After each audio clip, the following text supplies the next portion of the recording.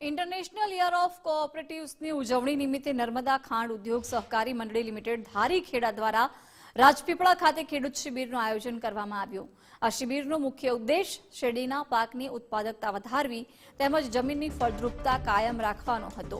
શિબિરમાં બહોળી સંખ્યામાં ખેડૂતોએ ઉપસ્થિત રહી સક્રિય ભાગ લીધો। શિબિરમાં નર્મદા સુગરના ચેરમેન ઘનશ્યામભાઈ પટેલ અને મેનેજિંગ ડિરેક્ટર નરેન્દ્રભાઈ પટેલે ખેડૂતોને પાક સંબંધી ટેકનિકલ માહિતી આપી હતી। આજનો કાર્યક્રમ ઇન્ટરનેશનલ સહકારી વર્ષ તરીકે આપણે જ્યારે આ વર્ષને ઉજવી રહ્યા છીએ ત્યારે મારા નર્મદા સુગરના સભાસદોને એકત્રિત કરીને સહકારની વાતો કરવી।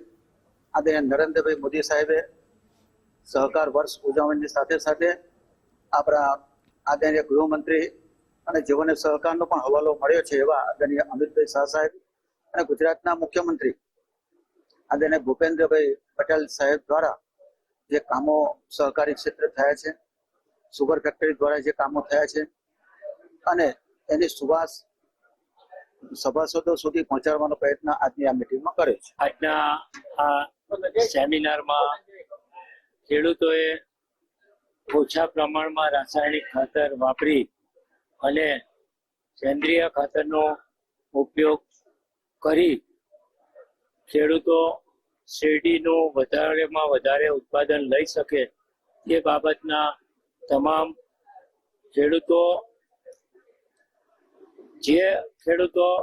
રાસાયણિક ખાતરનો ઓછો ઉપયોગ કરે છે અને સેન્દ્રિય ખાતરનો વધુ ઉપયોગ કરી શેરડી વધારે પકવે છે તેવા ખેડૂતો થકી તેમજ આ સેમિનારના આયોજકો થકી અમને વધુ શેરડીનું ઉત્પાદન થાય તે રીતના અમને તેઓના અનુભવ તેમજ માર્ગદર્શન મળેલ છે।